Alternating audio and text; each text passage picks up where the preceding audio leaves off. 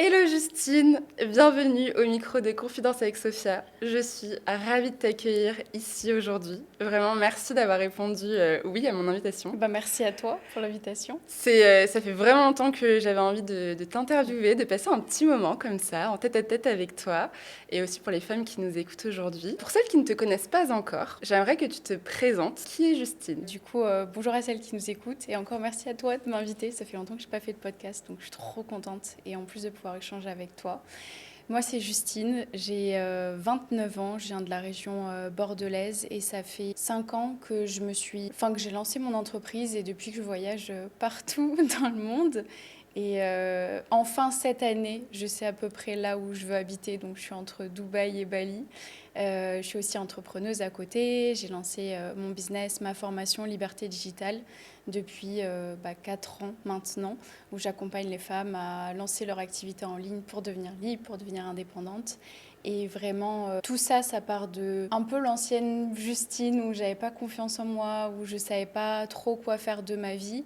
Et en fait, aujourd'hui, je veux vraiment rendre l'entrepreneuriat accessible aux femmes et surtout les aider à prendre confiance en elles. Parce que je pense qu'en tant que femme, c'est un petit peu un truc... Le challenge. ouais, voilà. Donc voilà, je sais pas si ça répond à... Complètement. Du coup, Justine, moi, je te connais quand même depuis un petit Oui. moment maintenant. Ça fait plusieurs années qu'on se connaît et j'ai un peu suivi ton parcours de très près. Et je suis absolument admirative par tout ce que tu fais. Je pense que t'inspires effectivement énormément, énormément de femmes aujourd'hui. Et c'est pour ça que je voulais aussi que tu sois là aujourd'hui. C'est pour nous raconter un peu ton histoire. Tu as parlé du fait que tu avais un manque de confiance en toi au début. J'aimerais bien un petit peu que tu nous expliques comment est-ce que tu as fait pour passer de cette jeune femme, la jeune Justine, qui est un peu perdue, qui ne sait pas trop ce qu'elle veut faire et qui n'a pas trop confiance, à aujourd'hui une femme woman, tu vois, qui vit à Dubaï, qui vit à Bali, qui voyage. Là, tu reviens en plus d'une petite semaine aux Ouais. US pour un séminaire de dingue.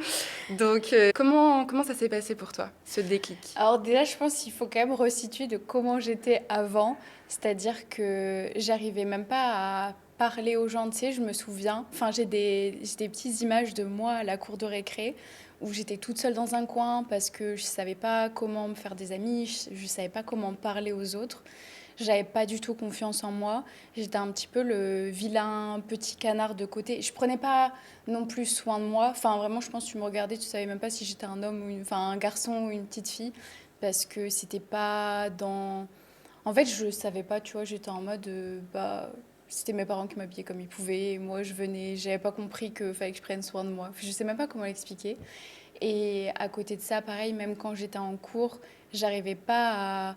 Enfin, j'arrivais même pas à lever la main pour participer alors que j'étais la meilleure élève et j'avais toutes les réponses. Mais si le prof m'interrogeait, j'oubliais qui j'étais, mon prénom, la réponse. Je devenais toute rouge. T'étais Tout le monde, tétanisée. ouais, et tout le monde se moquait de moi. Tout le monde me disait, ah, t'es toute rouge. Et du coup, je rougissais même jusqu'aux oreilles. Et du coup, tout le monde se moquait tout le temps de moi. Et bon, c'était quand même rigolé bienveillant, tu vois, c'était pas non plus de la moquerie. Mais vraiment, on est parti de loin, où je me souviens, quand on essayait de me prendre en photo, que mes parents me prenaient en photo, je me cachais carrément. Du coup, il y a vraiment toute une période où j'ai pas de photos de moi, parce qu'en fait, Hmm. j'acceptais pas qu'on me prenne en photo, ou alors je me cachais, enfin, genre, on me voit tout le temps de côté, etc. Et c'est vrai que je pense que déjà le premier déclic, ça a été de... Et c'est un peu triste, entre guillemets, je pense, mais c'était de me rendre compte que je plaisais pas aux garçons comme j'étais. Et du coup, je me suis dit, bah, je vais faire le travail pour moi, mais ok, peut-être pour aussi plaire aux garçons, tu vois. Et j'étais en surpoids quand j'étais petite, j'ai perdu beaucoup de poids, beaucoup de kilos, juste en me mettant en sport et en mangeant bien. Et là, j'ai commencé à prendre confiance en moi, mais je pense que j'avais encore ce truc du syndrome de l'imposteur, de me sentir encore toute petite dans mon coin. Et en vrai, le truc qui a fait que vraiment j'ai pris confiance en moi, c'était de lancer mon business. Et de sortir de ma zone de confort, faire des trucs que je savais pas faire, que j'avais peur de faire. Enfin, juste, tu sais, tu lances ton activité, tu es en mode, ok, bah là, faut parler de soi, faut trouver des clients. Du coup, j'allais à des rendez-vous, j'étais en mode... fallait que je sois pleine d'assurance si je voulais que ça fonctionne. Et au final, aujourd'hui, d'avoir construit tout ça, c'est ce qui m'a donné le plus de confiance en moi. Et prendre soin de moi aussi. Surtout, genre me cultiver à l'intérieur et tout. Et me rendre compte que c'était plus une question d'intérieur que d'extérieur. Ouais, parce que là, tu vois, généralement, pour les femmes, quand elles se lancent dans l'entrepreneuriat, bah, c'est là qu'elles vont plus du tout avoir confiance en elles. Généralement, tu vois, dans la Ouais. vie perso, tu as confiance en toi, où tu te dis, bon, bah, je suis un peu jolie, je plais aux gars, etc., etc. J'ai plein de copines et tout. Mais par contre, oh là là, il faut que je lance mon business, il faut que je parle de moi, il faut que je me vende, il faut que je trouve des clientes. Bah là, bim, il n'y a plus du tout de confiance en toi. Et là, toi, c'est complètement l'inverse. C'est le fait de t'être lancé qui a boosté ta confiance en toi. Et le fait, tu disais, d'avoir cultivé ton bien-être intérieur en prenant soin de toi via le sport et tout, je sais que on va à la salle de sport ensemble et tout, donc on a nos petites routines. Mais là, la plupart des femmes, enfin en tout cas que j'ai en coaching et tout, elles me disent souvent qu'elles ont du mal à prendre soin d'elles. C'est vraiment un truc, en France, on a un peu cette culture, tu vois, de plutôt sortir, boire, fumer. Enfin, tu vois, on n'est pas le pays avec genre le lifestyle le plus healthy qui puisse exister de la Terre. Et bah, justement, à Bali, on arrive à avoir justement cette vie beaucoup Ouais. plus saine. On se couche tôt, on se réveille tôt, on va faire du sport, on mange bien et tout. Comment toi, t'as fait pour justement cultiver des pratiques bien-être, mais hyper simples, qui t'ont permis justement d'avoir un business aujourd'hui qui fonctionne super bien et surtout qui te permet autant quand tu es à Dubaï où c'est un environnement qui est hyper business, très très actif, de continuer de le gérer et en même temps quand tu es à Bali, tu arrives aussi à balancer ça. Ah, c'est une bonne question. Parce que justement, je ne vais pas avoir la meilleure des réponses pour commencer parce que quand j'ai lancé mon business, enfin, quand j'étais freelance, encore community manager, que j'étais à Bali, j'arrivais à avoir l'équilibre pro-perso. Mais quand j'ai lancé Liberté Digitale, j'ai eu aucun équilibre. Enfin, vraiment, je me suis enfermée pendant 2 mois. Je suis partie à Cape Town. Genre, je travaillais du matin au soir, genre, je me levais. Et même en réalité, mes premiers mois de community manager, c'était pendant le Covid et j'avais pas de vie. J'en ai profité de pas avoir de vie, de pas avoir à sociabiliser. Pour travailler, je me levais le matin, à 8 heures, je faisais mes cours. Quand je terminais ma journée de cours, j'enchaînais avec du coup mon stage aussi, j'enchaînais avec mon mémoire. Et je sais que bah, du coup, le soir, genre de 20 heures à des fois 2-3 heures du mat, c'était le moment où j'essayais de me former pour me lancer en community manager. Ah ouais. Mais en fait, je me suis dit, le monde, il est totalement à l'arrêt. Moi, je vais avancer pendant que le monde est à l'arrêt. Et du coup, j'enchaînais. Mais en fait, c'était possible parce qu'il n'y avait plus de vie sociale. Enfin, il y avait... Je pouvais envoyer juste des messages à mes potes et j'avais pas besoin de sortir, de voir du monde. Du coup, là, j'ai pris de l'avance, je pense. Sur les trois quarts des gens sur Et Terre. vraiment, j'étais zinzin. Mais je faisais du sport en plus. Je mangeais bien. En fait, comme j'avais pas à sociabiliser, j'ai tout optimisé ma vie autour C'était de... focus. Ouais. Et après, ouais, lancement de Liberté Digitale. Alors là, ouais, pendant 2 mois, je me suis enfermée. Heureusement, j'avais des copains à Cape Town et ils me sortaient tous les week-ends. Ils me disaient le week-end, genre, tu breaks. Mais la semaine, j'avais même pas la salle. Je commandais Uber Eats, genre, tout le temps. Mais c'est là où j'ai construit tout ce qui me sert aujourd'hui de base pour Liberté Digitale. Et après, j'ai chillé. Enfin, genre, maintenant, j'arrive à avoir mon équilibre pro-perso. Et je sais que, par exemple, là, j'étais dans une phase où j'étais un petit peu plus souple parce que j'avais beaucoup travaillé et que j'avais bien stabilisé mon business. Et là, forcément, comme tu l'as dit, je reviens d'une semaine aux US. Et les Américains, bon, voilà, ils m'ont un peu challengée. Du coup, là, voilà, je recharbonne beaucoup. T'as Mais de ça nouveau... n'empêche pas que... Enfin, tu vois, je planifie ma semaine et j'ai mis tous mes cours de sport en priorité. Genre, le cours de mobilité où on va, genre, il est déjà planifié. Lui, c'est sûr, on y va. Même si j'ai pas encore pu réserver via l'app, genre, il est dedans et j'y suis ou j'y serai quoi qu'il. Et ouais, c'est vraiment me dire, bah, d'abord, c'est mon planning perso. Et bien évidemment, j'ai mes calls réguliers que je décale jamais avec mes équipes, donc je sais que je les ai aussi. Mais prévoir plus de trucs perso. Et m'écouter aussi, surtout. Comment tu fais ça pour t'écouter? Pour m'écouter, bah en fait, enfin tu vois, c'est tout bête, mais hier soir, je commençais à avoir mal à la tête et tout. Et bah, j'étais à un tournoi de paddle pour encourager un ami à moi. Et il me disait, oh, tu veux un Doliprane? Oh, non, j'étais en mode, non, en fait, là, si je suis dans cet état, c'est juste de la fatigue. C'est juste qu'il faut que je me repose. Et je pense que mon corps me parle beaucoup. Et pendant longtemps, je ne l'ai pas assez écouté. Enfin, en fait, je savais que si je commençais à avoir une migraine, ça voulait dire que j'étais fatiguée. Mais du coup, j'attendais d'avoir la migraine pour me reposer. que maintenant, je sais que, bah, en fait, mon corps, c'est pas une machine et faut que... Enfin, si j'ai la migraine, c'est que c'est déjà trop tard. Et je fais en sorte de... Ouais, plus la balise, ça m'aide beaucoup parce que le matin, je prends le temps, je suis pas, j'essaie d'être moins sur les écrans, même si forcément je vous montre dès que je me réveille, mais je suis en mode, ok, non, là c'est moi, c'est mon moment. Et ouais, j'essaie juste de, je sais pas, plus sentir ce qui se passe dans mon corps. Et c'est mon corps qui me dit tout, hein. C'est notre meilleur allié, moi je le dis tout le temps. Ton corps, c'est ton temple. Si tu prends pas soin de lui, alors là, bah, sois prête à avoir tous les soucis qui puissent exister. Surtout quand tu es entrepreneur.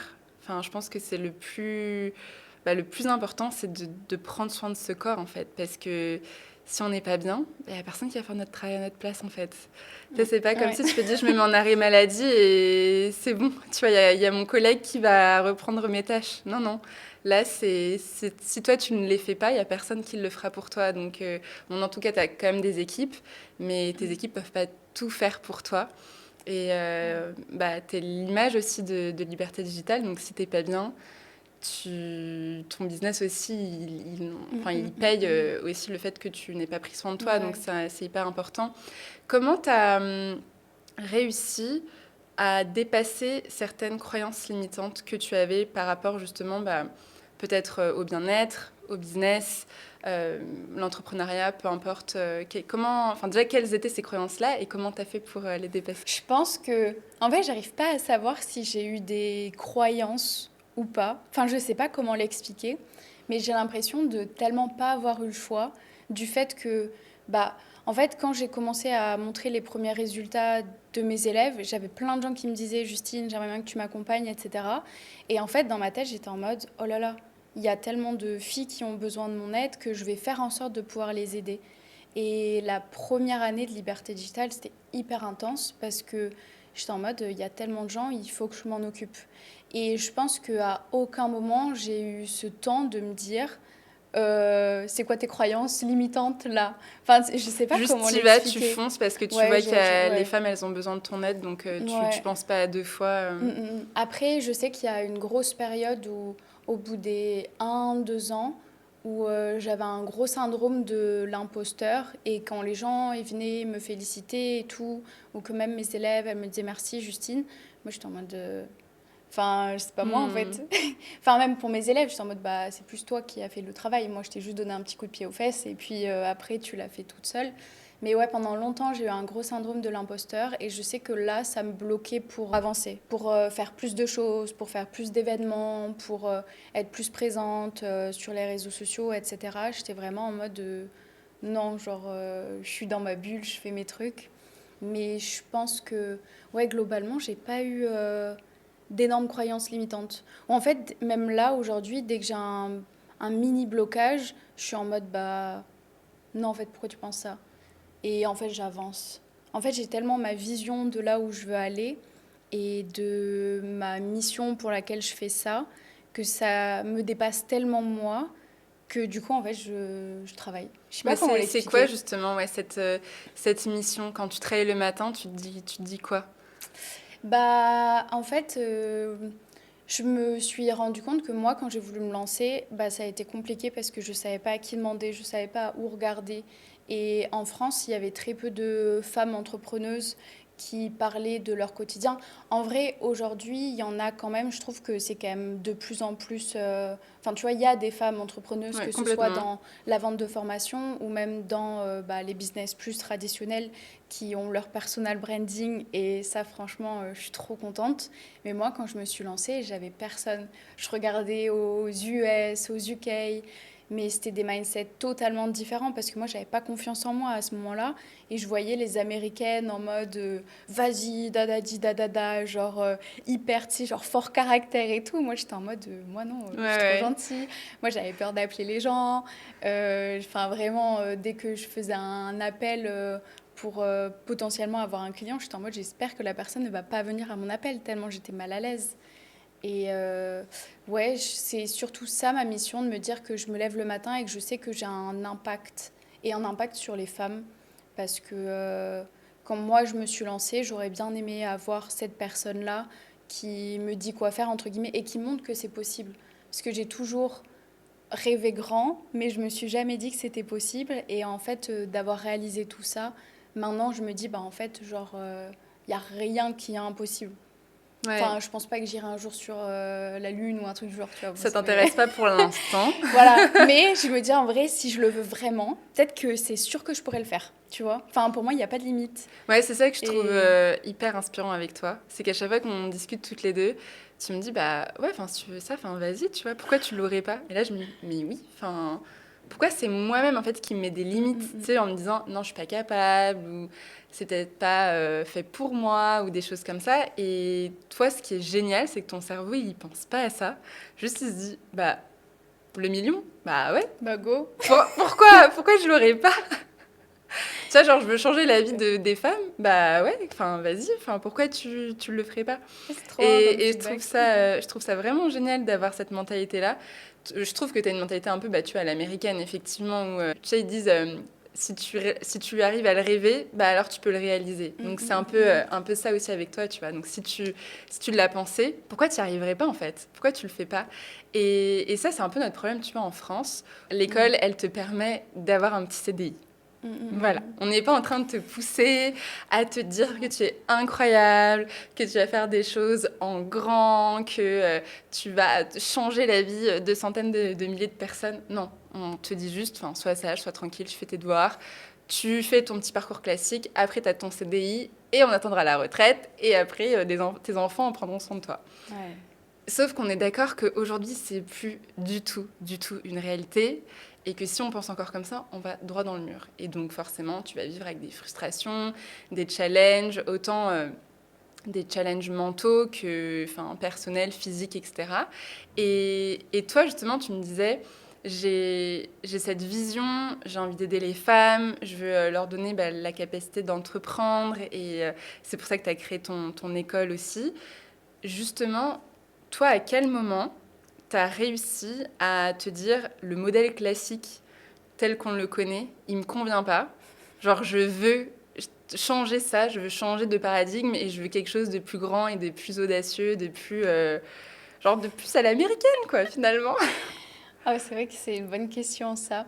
Juste avant, si je peux juste rebondir sur un Ouais, ouais, bien truc, sûr. parce que, en gros, à chaque fois, je sais pas trop comment l'expliquer, mais je me dis, si quelqu'un l'a fait, moi, je peux le faire. Et je pense qu'il y a ça aussi qui fait que j'ai pas trop de croyances, parce qu'à chaque fois, je me dis, mais si cette personne l'a fait, elle a rien de plus exceptionnel que moi, tu vois. Bon, à part, je pense, Elon Musk, je pourrais jamais faire ce qu'il a fait, et de moi, je me dis, wow, ça, j'ai pas trop envie, tu vois. Enfin, il y a quand même une balance Oui, oui, il entre y a un les choses. degré, ouais, ouais. Mais à chaque fois, je me dis, bah, si cette personne, elle a fait ça, moi aussi, je peux le faire.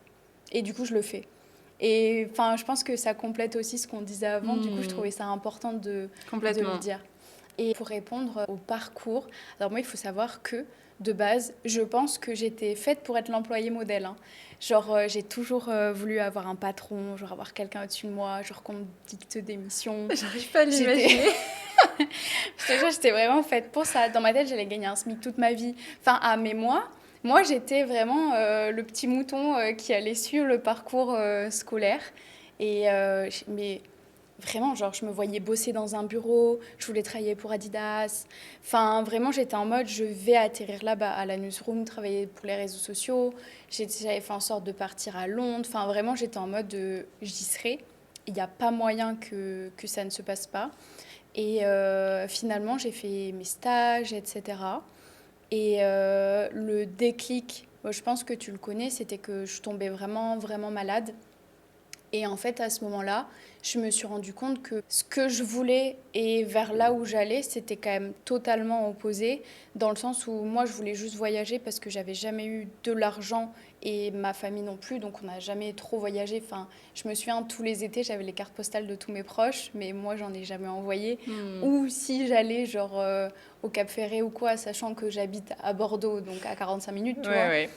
Et bah, là où j'allais, c'était être dans des bureaux et pas forcément avoir de vacances, avoir assez de moyens pour faire ça. Et au final, j'avais déjà commencé à avoir mon Instagram et je gagnais en vrai ça dépendait, mais entre 1000 et 3000 euros par mois, alors que j'étais en parallèle en études, à mon stage alterné, où en plus je faisais mon stage, j'étais même pas rémunérée. Et du coup, je me suis dit, mais si j'arrive déjà à générer ça, qui est quand même plus qu'un SMIC, parce que du coup, j'avais travaillé au McDo, donc j'ai été employée déjà Bien une sûr, fois dans ouais, ma ouais. vie. Et je me disais, mais c'est quand même fou. Je me suis dit, bah, peut-être que c'est là-dedans qu'il faut que j'aille.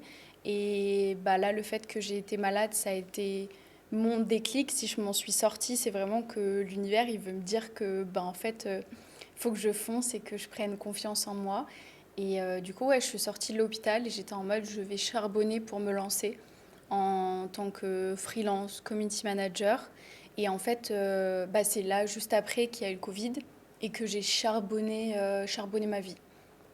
Et là, t'as montré que t'étais capable de plus et Ouais. enfin, sky's the limit, comme on dit, tu Et vois. la petite C'est... anecdote, c'est que en plus, j'ai été voir mes parents et je leur ai dit, je vais me lancer en tant que community manager. Mon père, il était en mode C'est community quoi what? ça? Community quoi, pardon? Explique-moi. Je peux peut-être en parler autour de moi. Et en fait, mon père a quand même un gros réseau parce qu'il travaille dans tout ce qui est start-up, etc. Sur l'Aquitaine. Et je me suis dit, mais il pourrait trop parler de moi. Tout le monde, en fait, aime trouver des clients. Mais il n'arrivait pas à comprendre ce que je faisais. J'étais en mode, papa, je fais du contenu pour les entreprises, pour leurs réseaux sociaux. Et à chaque fois, il me disait, oh, j'ai peut-être ci, peut-être ça. Genre vraiment, il s'est donné, Ouais, tu vois. il a pas trop Mais compris. il n'avait pas trop compris. Et ma maman, elle était en mode, oh, ok. C'était déjà ma maman qui s'occupait de m'aider sur la facturation, etc. Parce que pareil, ça, à l'école, on ne t'apprend pas à facturer, à faire la compta, à faire des contrats, les devis, dans quel ordre ça Mm. marche, etc. Et du coup, heureusement, c'est ma maman qui avait déjà monté son auto-entreprise avant moi. Et c'est elle qui Qui a m'aidait compris, à tout ouais. gérer. Ouais. Genre, c'est elle qui m'a fait mes premières factures. Ensuite, elle m'a fait le modèle. Elle m'a expliqué. Elle m'a dit, tu fais comme ça, tu déclares comme ça. Et c'est pour ça aussi que j'ai réussi à me lancer plus rapidement. Parce que forcément, elle savait déjà un petit peu comment ça se passait. Et ouais, elle m'a dit, bah, go. Et je leur ai dit, en vrai, donnez-moi 3 mois. Si dans 3 mois, j'ai pas décroché des contrats, ou au moins un contrat, parce que je vivais chez mes parents, donc j'étais quand même confortable, mais je voulais pas qu'ils me payent tout non plus.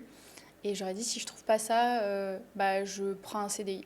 Et en fait, on m'avait déjà proposé des CDI, et j'avais dit non. Mais vraiment. Et je me disais, mais s'il y a des gens qui veulent mon profil en tant que salarié, c'est qu'en tant que freelance, je peux Je faire suis beaucoup plus, en capable. fait. Ouais, t'avais Ouais, tout de suite, en fait, t'avais déjà le mindset entrepreneurial. T'étais déjà en train de ouais. te dire, bah attends, s'ils veulent me recruter, Je ça veut savais que dire j'étais que, un bon en élément. fait, voilà, Je tu savais. savais en fait, tu connais ta valeur. Ouais, Et je pense que tu as conscience de ce que tu es capable de faire. Et vu que tu crois en toi et en tes capacités, ouais, la certitude. bah, et que tu vois aussi des exemples de personnes à l'étranger qui ont réussi, tu te dis, Mm. bah en fait, je peux le faire, je suis Ouais. capable. Mais tu sais, là, je suis en train de penser à un truc. Je sais que quand j'étais en stage, en gros, genre, tous mes stages, j'avais que le CEO direct au-dessus de moi. Et du coup, en fait, même bah, le chef d'entreprise, à chaque fois, puis j'ai fait bah, 2 gros stages quand même, il me laissait champ libre sur le marketing. Genre, c'était moi qui gérais le marketing pour tout. J'avais personne qui me disait, bah, faut faire comme ça, faut faire comme ci. Et je sais que sur mon dernier stage, justement, j'étais hyper frustrée parce qu'il y avait des choses que je voulais faire. Et comme le CEO, c'était pas forcément sa zone de génie et sa priorité, ce que je comprends, bah, il me freinait un petit peu. Et du coup, c'est là où je me disais, mais en fait, c'est relou d'avoir quelqu'un au-dessus de soi. Parce qu'il y avait des trucs, j'étais en mode, si on fait ça, je sais que c'est une trop bonne idée, je sais que ça va marcher, faut le faire. Hmm. Et il me dit, ah non, on verra plus tard. Et en vrai, maintenant, je me mets à sa place et je me dis, ok, quand t'es chef d'entreprise, genre, t'as d'autres choses à faire que d'aider la petite Bien CM à sûr. faire son contenu, tu vois. Mais moi, dans ma tête, j'étais en mode, mais Je je sais. veux faire, ouais, je veux faire ce que j'ai envie de faire, mais je peux pas. Comment c'est possible? Et c'est vrai qu'aujourd'hui, bah, je suis contente, bah, je lance un projet, je Et le tu le lance fais, quoi. direct, mes Ouais, équipes, ouais. elles m'aident et tout. Mais ouais, je pense que je me suis rendu compte qu'un boss au-dessus de ma tête, c'était pas forcément ce qu'il me fallait, même si je sais que aujourd'hui, j'aime bien avoir des directives. Mais enfin, c'est moi qui me les donne à moi-même maintenant. Enfin, j'ai compris, tu vois. T'es suffisamment smart pour savoir quoi faire pour l'instant. T'as pas besoin d'avoir quelqu'un qui te dise tout. Faut faire ça. Et ben là, figure, en vrai, j'ai encore une anecdote. C'est que là, j'ai été aux US. Oui. J'ai fait un gros séminaire business bah, avec les Hormozy, pour ceux qui connaîtront, dans les bureaux de acquisition.com.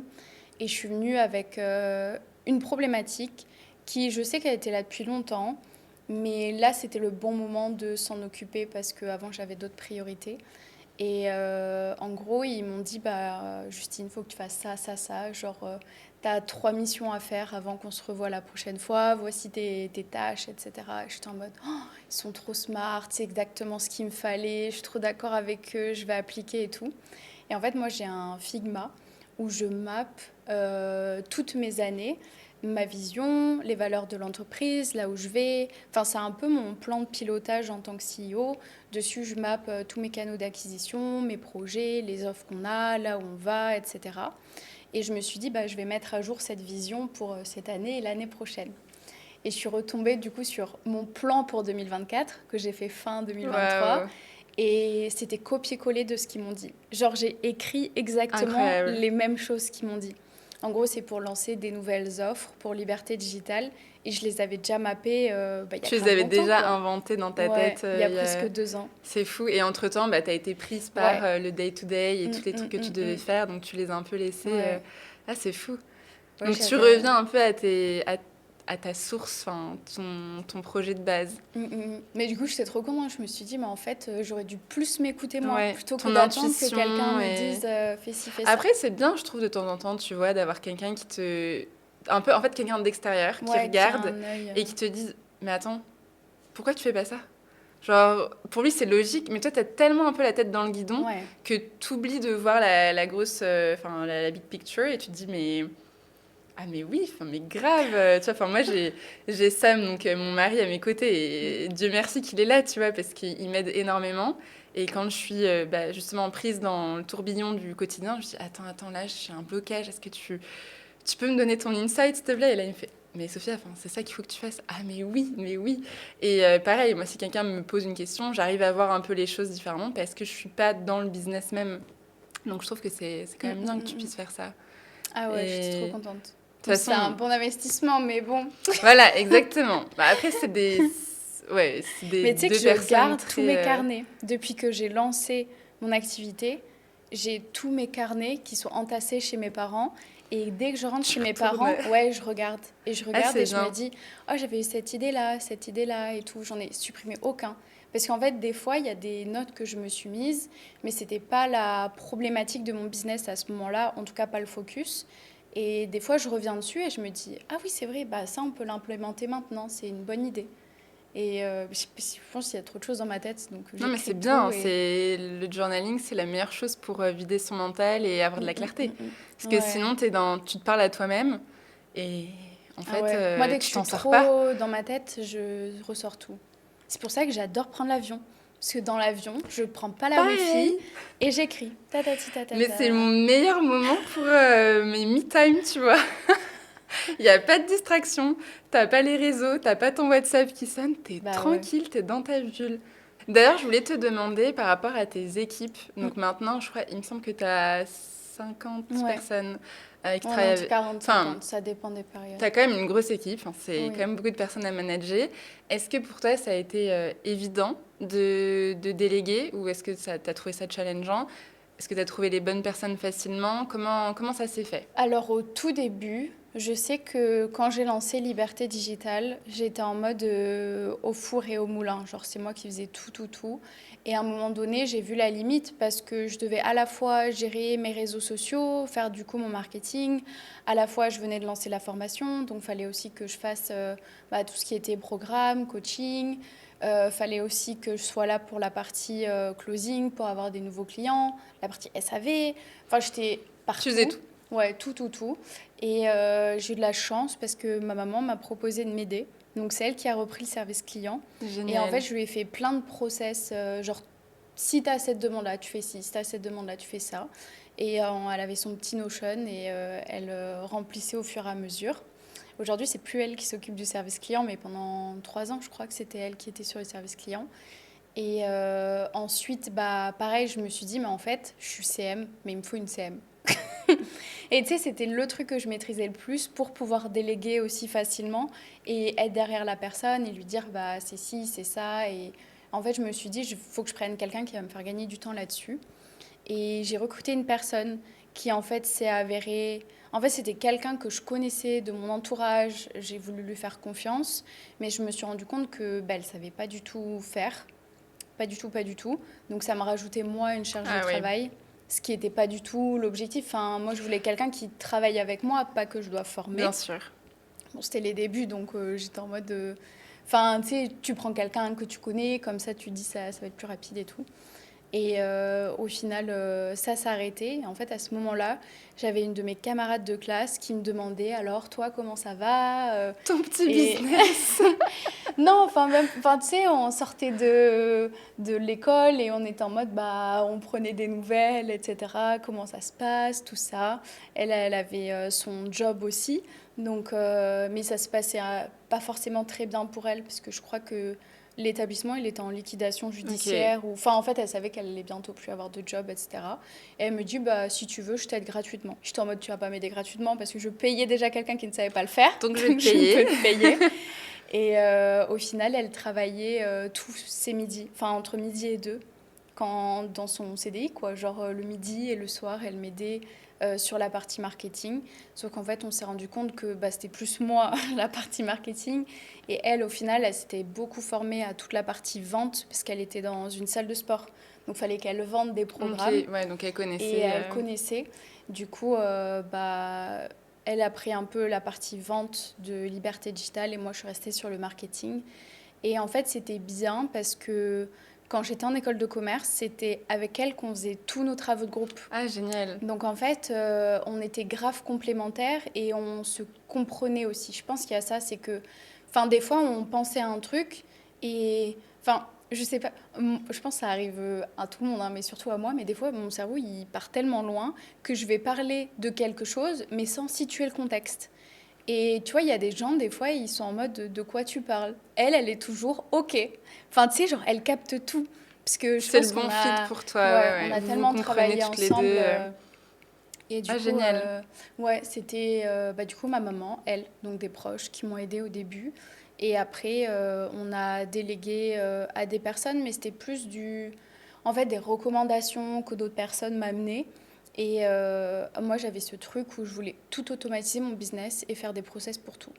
Donc en fait, c'était simple d'onboarder des personnes dans le business et ensuite de checker les KPI derrière et tout. Mais je déteste ça quand même. Enfin, tout ce qui est management humain, c'est pas ce que je préfère, Un jour, personnellement. tu auras peut-être quelqu'un qui s'occupera des ressources humaines pour toi. Bah là, j'ai une C'est RH. vrai. Ouais, j'ai une RH. Mais j'ai quand même l'impression que tout remonte à moi. Parce Ouais. que les gens, ils se disent, ah, c'est Justine qui gère. Donc C'est tout le toi qui monde as le me dernier mot demande. et Ouais. Mais c'est la vie d'une grosse ouais. entreprise finalement. Mais après, je pense que c'est aussi moi, c'est que bah, c'est quand même mon équipe. Et je pense que bah, c'est tellement une équipe humaine, on a une mission. Enfin, aujourd'hui, toutes les femmes, en vrai, non, j'ai un garçon qui bosse dans l'équipe, mais toutes les femmes, plus ce garçon qui bosse avec nous, tout le monde est motivé en fait par la mission d'aider les femmes à entreprendre, à prendre confiance en elles, etc. Donc vraiment, tout le monde est animé. Et je trouve que c'est aussi mon job à moi de pas être déconnectée de mon équipe parce Bien qu'au sûr. final, bah, on est une équipe, quoi, on est soudés. Donc ça fait que je suis quand même en contact avec tout le monde régulièrement parce que pour moi, c'est important, je trouve. Parce que même si... En fait, moi, j'aime pas trop le management humain, mais je me rends compte que bah, d'échanger avec mes équipes, je suis aussi trop contente de les voir évoluer. Donc c'est important. Est-ce que tu as des petits rituels que tu fais pour toi, pour prendre soin de toi? Au-delà de la salle de sport, etc. hein, plus, est-ce que tu vas écrire dans ton carnet, t'en parlais genre. Au quotidien, en fait, j'essaie de retracer là, ma journée dans ma tête. Mais déjà, alors je sais pas si ça compte dans les pratiques, mais quand je me lève le matin, je suis en mode chill. Donc je me fais un masque LED rouge ou Trop violet, bien. suivant les périodes. Tu vois, si c'est un petit peu pendant mes règles que j'ai des petits boutons, bah, je vais faire lumière bleue. Et quand c'est la semaine et tout, je fais un normal, je fais lumière rouge. Comme ça, au moins, ça me permet de... En fait, ça m'oblige à ne pas être sur mon téléphone et à prendre le temps de me réveiller. Et comme ça, j'ai une méga lumière, mais les yeux fermés. Enfin, je Ah décris ouais, ça, sympa. mais je suis vraiment en mode, il y a peut-être que moi qui fais ça. C'est ta petite méditation Ouais, voilà. avec ta LED. Ouais, au moins je me réveille et je suis pas devant mon ordi. Et après, en gros, ce que je fais, c'est que je vais à la salle et avant de manger, j'ai toujours mon petit carnet dans mon sac. Comme ça, je me pose au café. Et en fait, même pareil, bon, je sais que ça compte pas le sport, mais enfin, ça compte, mais dans des questions, tu l'as un peu dit en mode non. Mais je m'entraîne seule et j'adore m'entraîner seule. Et à la salle aussi, je suis tout le temps seule parce que comme ça me permet d'avoir du temps pour moi, de me vider la tête. Et du coup, quand je m'installe, en fait, j'ai tellement fait ce truc où je me suis déconnectée un peu de tous les trucs qui pouvaient me brouiller. Je me pose et j'écris en fonction de... En fait, ça dépend. Soit je vais écrire souvent, quand j'ai un boost de gratitude, de reconnaissance, j'écris je suis reconnaissante pour ci. Je raconte toute ma vie parce que j'ai envie de m'en souvenir et que c'est important pour moi. Alors, il faut savoir, je ne sais pas faire de journaling, mais je fais ce que moi j'ai envie d'écrire sur mon C'est carnet. très bien. Donc vraiment, j'écris. Et si j'ai des réflexions business, je vais mapper, je vais réfléchir et tout. En vrai, ça dépend. Mais je me suis rendu compte que là, ces derniers temps, à Bali, c'est plus juste, je suis reconnaissante pour ça, etc. J'écris ça. Et ensuite, je prends le temps. En fait, le temps que les gens en France se réveillent, je suis en mode, c'est mon moment à moi. Et des fois, il peut m'arriver de travailler aussi le matin, comme ça, je sais que je suis encore plus chill dans l'après-midi, mais vraiment mon moment. L'après-midi, j'essaie de faire une petite sieste, ou en tout cas fermer mes yeux pendant 30 minutes. Et là, alors c'est vraiment hilarant, c'est qu'un jour, j'étais sur YouTube et il y avait un truc de sound healing. Et en fait, j'ai toujours entendu parler du sound healing, mais j'en ai jamais fait. Je sais pas pourquoi, mais l'emploi du temps ne collait pas avec mes dispos, parce que c'est le soir, et le soir, j'ai mes calls. Et je me suis dit, bah, j'aimerais bien écouter ce que c'est réellement le sound healing. Et du coup, j'ai mis. Et en fait, genre, ça a brouillé tout ce qui se passait dans ma tête. Je pouvais penser à rien, à part entendre les vibrations. Et je me suis dit, mais alors ça, c'est génie. Donc, quand je fais mes petites siestes, maintenant, je mets du son de sound healing. Trop bien. Mais il va falloir que je t'emmène faire un vrai alors. Un matin, du coup, parce que je note le planning. Mais j'aimerais, tu sais que j'aimerais trop. Aller à Pyramid of Chi, c'est sur ma liste. Ah, mais oui, mais au bout, c'est trop loin. Non, mais surtout que. Alors. Justine, ça fait quand même plusieurs années qu'elle vient à Bali et qu'elle vit plus ou moins ici. On a eu l'occasion d'y aller à Pyramid of Chi, tu vois. Donc, non, c'est révolutionnaire. Enfin, pour moi, c'est un truc qui... Chaque individu sur Terre devrait faire des sound healing, en fait. Mais ouais, c'est hyper important. Tu vois, c'est des soins que tu fais énergétiques. Et tu vois, moi, j'aime bien regarder aussi tu vois, des personnalités très connues et regarder un peu leur routine, genre qu'est-ce qu'elles font, etc. Et en vrai, la plupart des gens qui ont, on va dire, réussi donc, sur le papier, bah, ils font des soins énergétiques, que ce soit des sound healing ou autre chose. Ils méditent.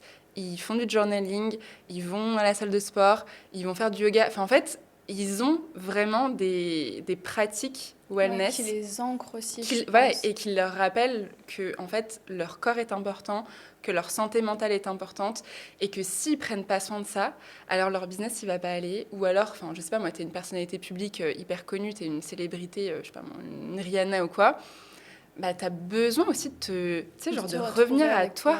Tu es tellement sollicité, tu peux pas sortir dans la rue sans te faire... Enfin, t'imagines, tu vois, la vie que c'est. Et le fait d'avoir ces pratiques-là, ça te ramène à toi. Et je pense vraiment, et ça, c'est vraiment pour tous les êtres humains sur Terre, on peut tous s'offrir ça. Et même si on n'a pas d'argent, on va sur YouTube. Oui, la méditation, c'est gratuit, le journaling, c'est gratuit, sound healing sur YouTube. Oui. Et si tu sais vraiment pas quoi faire, bah, tu regardes des vidéos où tu as des podcasts, des machins, enfin, tu as une source et une variété d'informations qualitatives en plus gratuites. Et ensuite, quand tu vois que ok, ça me fait du bien et que tu es prête à dépenser un peu d'argent, bah, tu y vas et tu le fais. Là, tu te dis, waouh, c'est la next step en fait. Et c'est comme ça que petit à petit, bah, les gens vont mieux. Et ça vient aussi travailler ta confiance en toi pour le coup. Parce que si tu prends pas soin de toi et que tu es constamment sollicité, que tu as le stress du travail, etc., bah, tu te retrouves en fait dans cette spirale un peu négative. Et là, les pensées parasites, elles vont commencer à arriver. Et là, tu vas commencer à douter. Et là, tu vas commencer à remettre ta vision en question. Et tu vas te dire, mais attends, mais qu'est-ce que je fais ? Pourquoi je le fais ? Mais je comprends pas. Et en fait, t'as pas les résultats que tu veux parce que toi-même, tu vas pas bien. Et c'est ce que je trouve hyper inspirant avec toi, c'est que bah, t'es cette femme...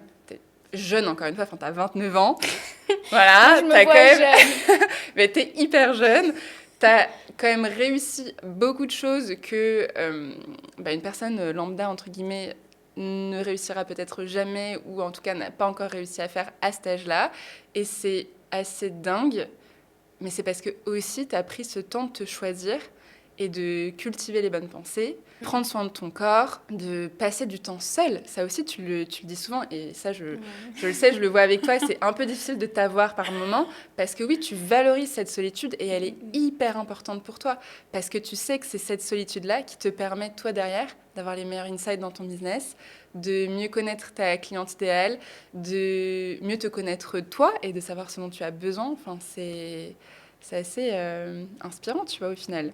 Bah, merci beaucoup. Mais je pense que c'est important d'être bien dans sa tête parce que c'est...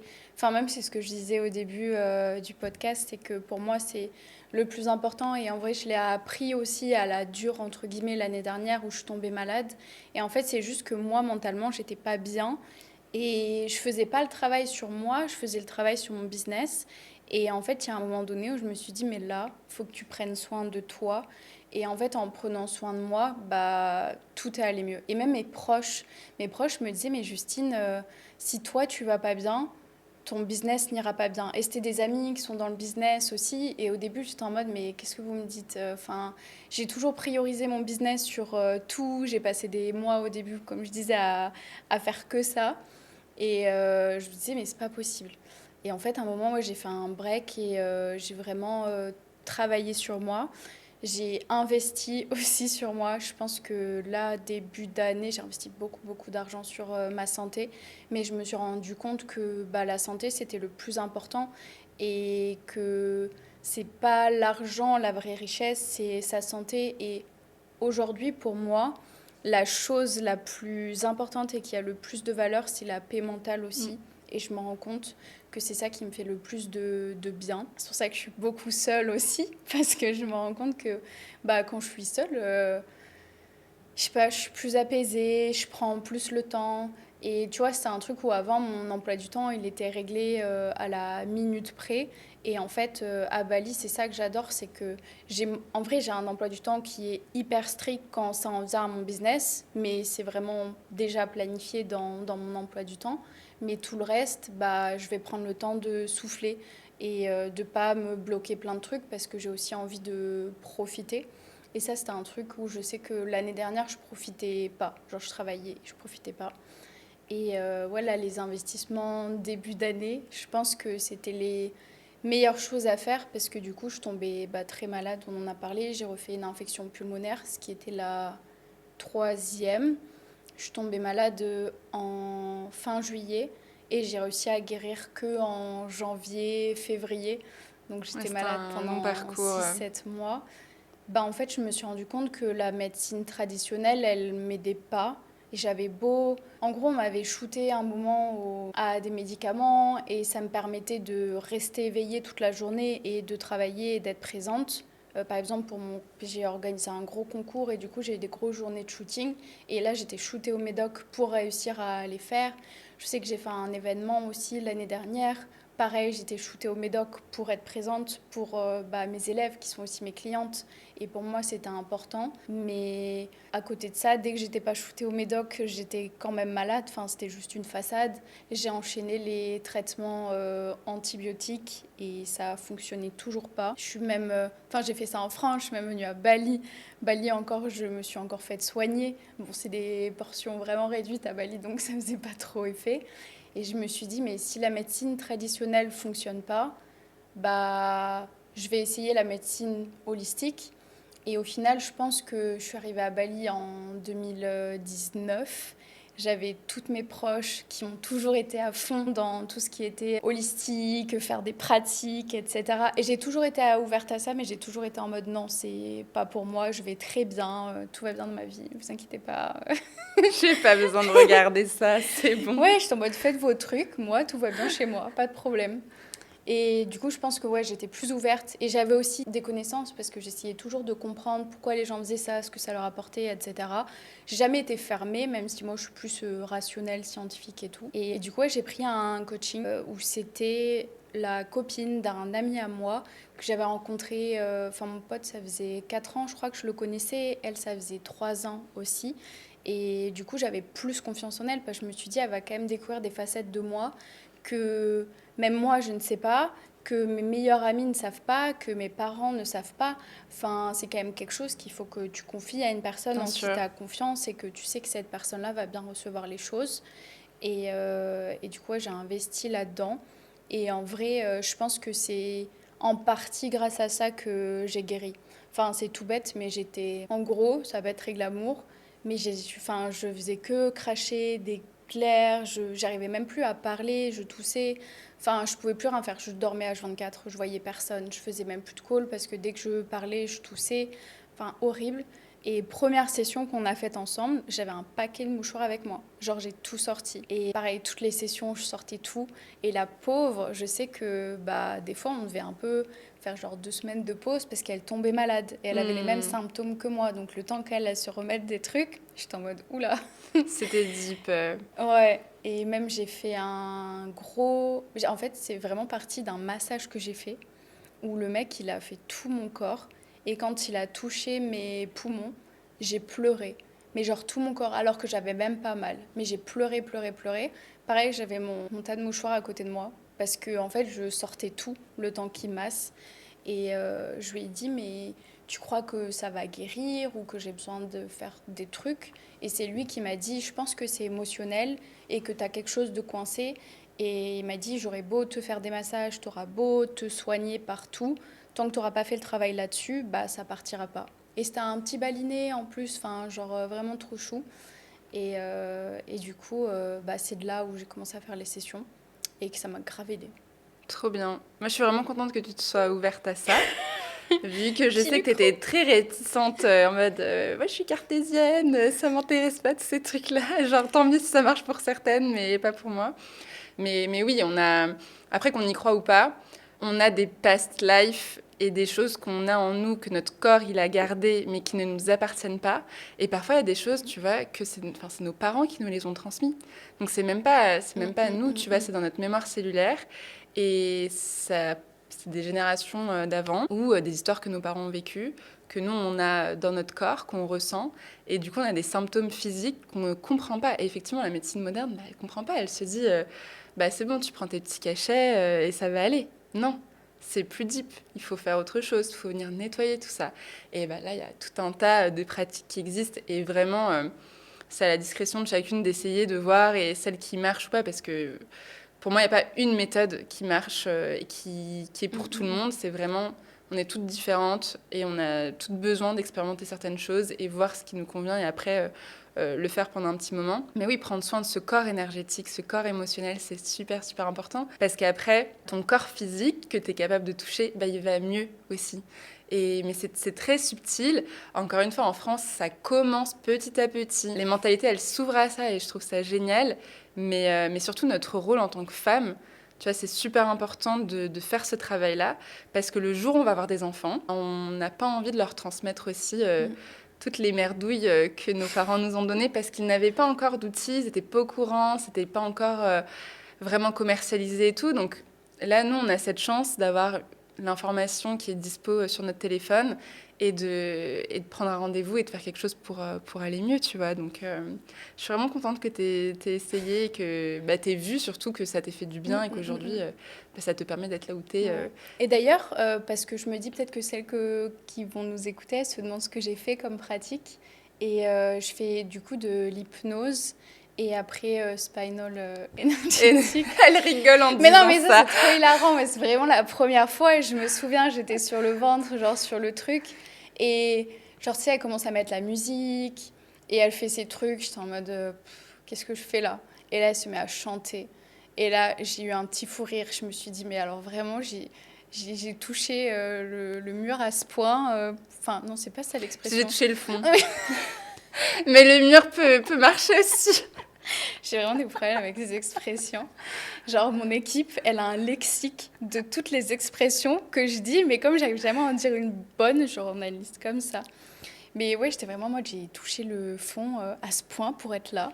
Et vraiment, j'étais comme ça, j'étais en mode, oh là là, qu'est-ce que je fais là?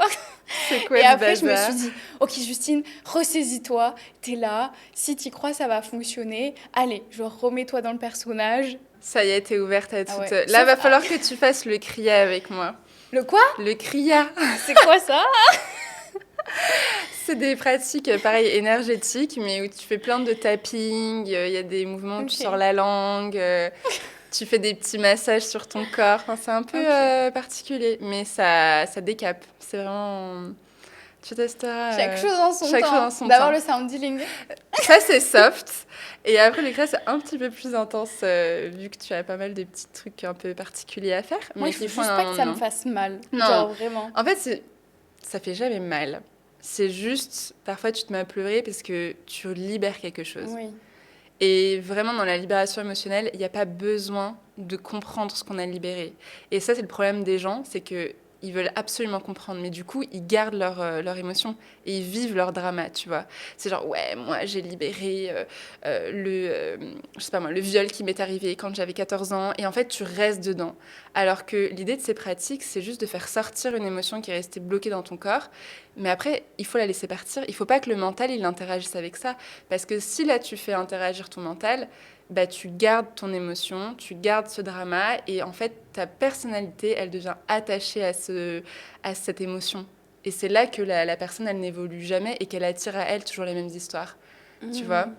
Alors que si tu te dis, ok, j'ai ressenti que j'ai libéré ça, basta. Genre, c'est bon, c'est plus là. T'as pas besoin de la ressasser, t'as pas besoin de le partager à tout le monde. Genre, moi, j'ai libéré ceci, moi, j'ai libéré cela. Parce qu'après, ça devient ton identité. Sauf que ça peut pas être ton identité. Et si ça l'est, tu vas attirer à toi des choses Ouais, encore t'es tout le temps plus dans la même boucle. horribles et difficiles et pas les bonnes personnes. Et c'est pas ça qu'on veut. Et c'est pas du Mhm. tout le but de ces pratiques. Donc, parfois, même si tu ressens des choses dans ton corps avec les activations que tu fais, juste dis-toi, ouais, j'ai ressenti ça, j'ai ressenti ça. Mais le principal, c'est que maintenant, je me sens mieux.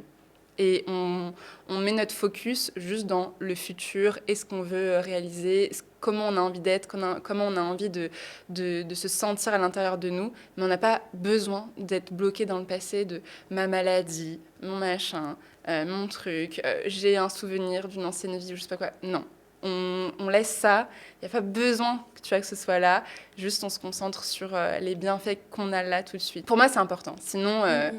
tu cultives des choses qui n'ont pas besoin d'être cultivées. Ah ouais, c'est franchement, je trouve que c'est hyper intéressant ce que tu dis et je me dis il y a de plus en plus de gens qui testent ces pratiques holistiques là, mais Complètement. qui savent pas forcément comment les intégrer. Et même moi, je pense la première quand j'ai commencé à travailler avec ma coach, bah au début, je comprenais pas trop pourquoi on faisait les choses et step by step, bah on discutait aussi entre les sessions et ça me permettait d'intégrer plus les choses et ouais, aujourd'hui, je pense que ça m'a quand même donné les outils pour apprendre à me comprendre. Et en vrai, comme tu disais, quand on sort les émotions, genre je sais que bah là, on en a parlé aussi, j'ai eu une rupture.